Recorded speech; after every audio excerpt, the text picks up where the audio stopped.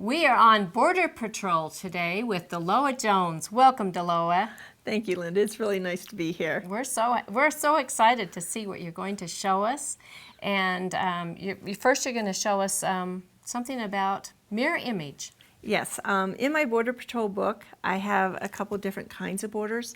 So I thought I'd explain how they work and do a couple samples for you. Okay. Here is just a really easy example of E's and L's. And most everybody knows E's and L's. But here I'm showing that you can go down one side, mirror image the other. What's really nice about this is that here I can make it continue into other continuous curve in the block. And finish your corner. That's great. Yes, and it's really nice when you have a lot of blocks across a quilt because I can basically do all my sashing and blocks across and back and never stop. Oh, and we like to not have to stop and start. Yes. That costs us a lot of time. Yes. So terrific. So now we're going to do the border? Yes, I'm going to advance the quilt a little bit towards me and we're Okay. going to do this top border. Okay. Here I made a chalk mark down the middle of my border so that I can keep both halves pretty much the same. We're going to bring my thread up and I'll explain this as I go. I'm going to first do a curl. I'm going to pull that down the line and hit the line. Then I'm going to go over the top of that curl and back. I'm going to continue that design. Curl back, over the top, and back. Call it over. I like to call this one the surfing because I feel like it's almost like waves. That is really pretty, Deloa. I love it. And of course the corner. Pull back, over the top, and I'm going to go around that whole thing to go around the corner. Goes around the corner really easily. Okay, now to keep it interesting, we're going to change that design a little bit. Curl, pull back, over the top, and now we're going to do a flip out. Curl right underneath it, back, over the top, and flip out. And of course, you just can't keep going one way. Let's change it again. This one we're going to curl, pull back, and let's do some feathers off of the back of that curl. Curl, back, and feather. So you're just using that line when you're coming back for the original curl. Yeah. So that you're in the right place. Those are neat variations. I love it. And we got one more. We're going to curl, pull back, and this time I'm going to go over the top, and we're going to combine that with the feathers. And when I put this up, I'm going to go right into that point right there, so that they kind of look like they're, falling in place with each other, and that can help with my spacing. One of the nice things about doing a mirror image border is that you can keep very short repeats on a very large border. And when you can have short repeats, like there, instead of a big repeat, you can fit it into the corner easier than all of a sudden get there and have a really squishy one or a really long one. So now I'm going to come back and I'm going to do the other side of this border. So you just go as far as you could with that one, all the way around the corners, and then go back and do the Right. other side. Okay. What's nice about having a mirror image design is that you can keep the repeats very small.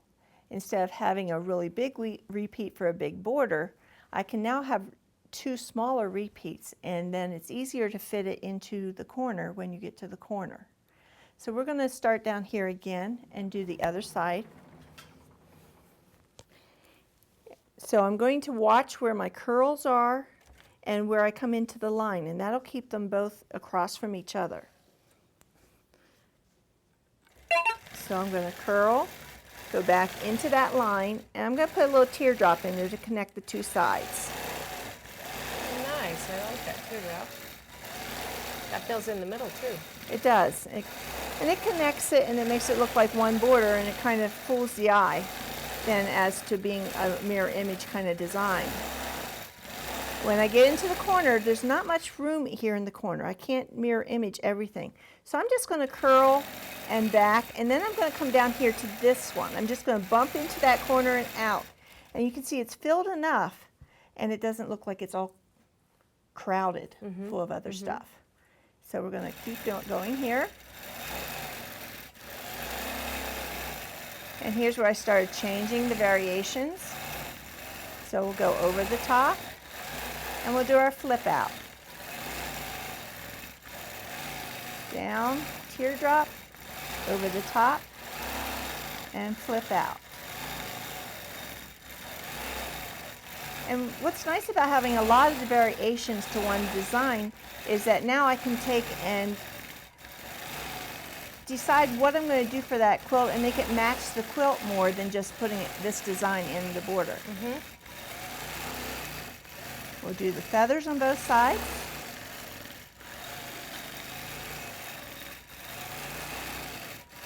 And you really have to keep track of what you're doing. Talking to yourself or repeating it in your mind really helps, doesn't it? It does, and when you talk to yourself, what happens is then you get into a rhythm. And having a rhythm helps you to keep your repeats at an equal distance. You don't have to chalk off a line usually if you're talking to yourself. You know, you just have to wonder who's in your studio listening to you.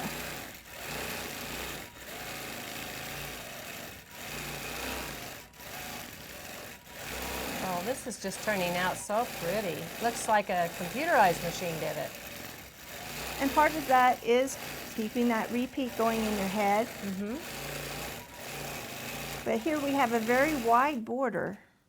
You know, this is a very wide border, but then the repeats are small. So when they get to a corner, you can go right into it, and you don't have to worry about, you know, am I going to run out of room or something? You watch so you can get right into it, because we're machine quilting as a business. We want to get done and be able to hand that customer back their quilt and not spend a whole lot of time with measuring. It's wonderful. I'm very impressed. I love it. So now that we've rolled the quilt, you're going to show us what to do on this inner border. Yes, I thought for this inner border, I'd like to show you one of my braided borders. Ooh. Yeah, they're a little bit different. They sound hard. They're really not. Actually, I developed them because one day I was going to do this quilt and customer quilt, and I really didn't feel like doing a feather the whole way back, one side and then the other. So I thought, well, what can I do that flip-flops from one side to the other and do it all at once, but have a little bit of that flavor of the feather? So these borders came about by that. Terrific. So I'm going to start by drawing an arced line here, and I'm just giving myself the arc that I'm going to start with for this border. Okay, and then you don't need to repeat those. It's just that one line that you need Right. to start with. You just start with one line. So I'm going to do a feather-like petal, and I'll do 3 of them along that arc. Now I'm going to jump to the other side and do 3. So it's here doing feathers on one side and then the other. Now as I get to the corner is going to need some special care to get around it. So I'm going to see how many arcs these petals I can get there. And I'm going to just do 1. Well, if I do 1 on this side, I need to do 1 on this side. And that gets my thread up there so I can do a curl. And then I'm going to do these feathers around.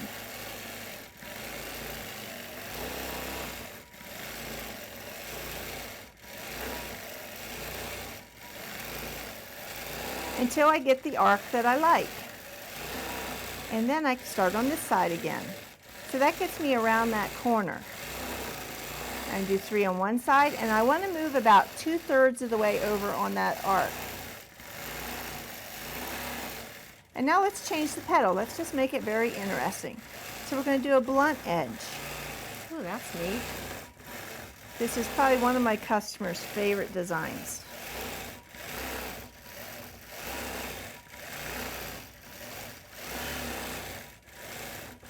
And that really fills in the border. It does. It fills in nice. I don't necessarily have to do stitch in the ditch then, because I'm getting right out there to that edge. And as long as you don't have a real fluffy batting, you know, most of our battings now are pretty flat, I wouldn't have to necessarily go back and do the stitch in the ditch.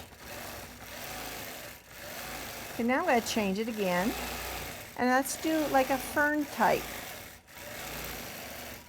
So again, I can kind of adapt this design to whatever the quilt is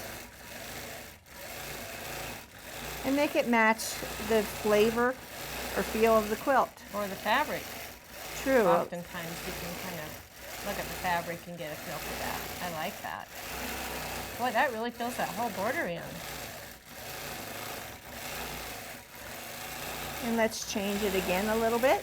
Let's put more of a leaf type. I'm going to put a little vein in there. Of course, there's little veins come from the bottom of the leaf, so I want to put those in before I go out into the leaf. I see.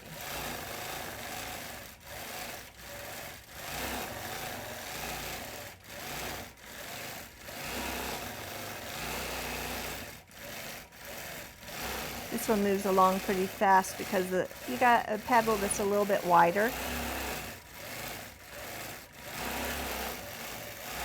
That is just awesome how fast you can put a border in and fill in the whole thing.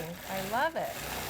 Now here we're getting to a corner again, and this time you can see that I put in 3 petals before I get to this point on this border. So I need to do 3 on the other side.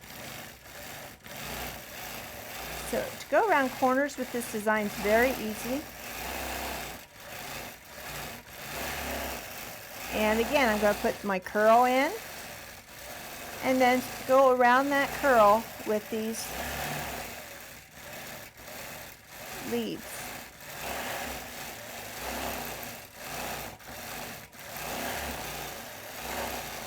Till I get the arc that I like, and then I go to the other side.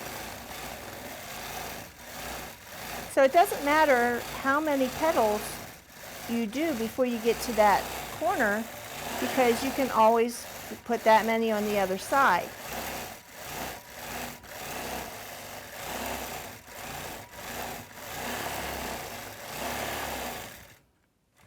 Now this is a directional border, and so as I go around the quilt, as I do my quilt and move down it, I'm going to do sections at a time. Mm-hmm.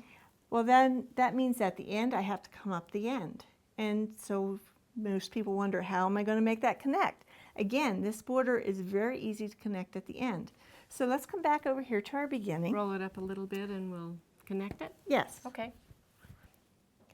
Now I started coming up here, and I want to show how I connect this when I come back up.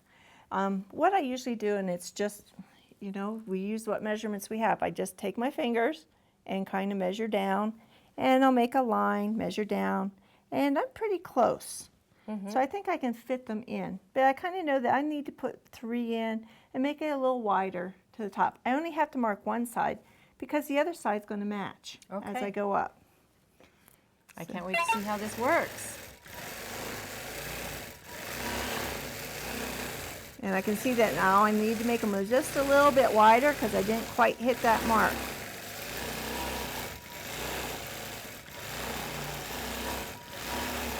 Just make it in there, and then on the other side, I'm going to fit 3 in. Oh man, you must live right. That just looks gorgeous.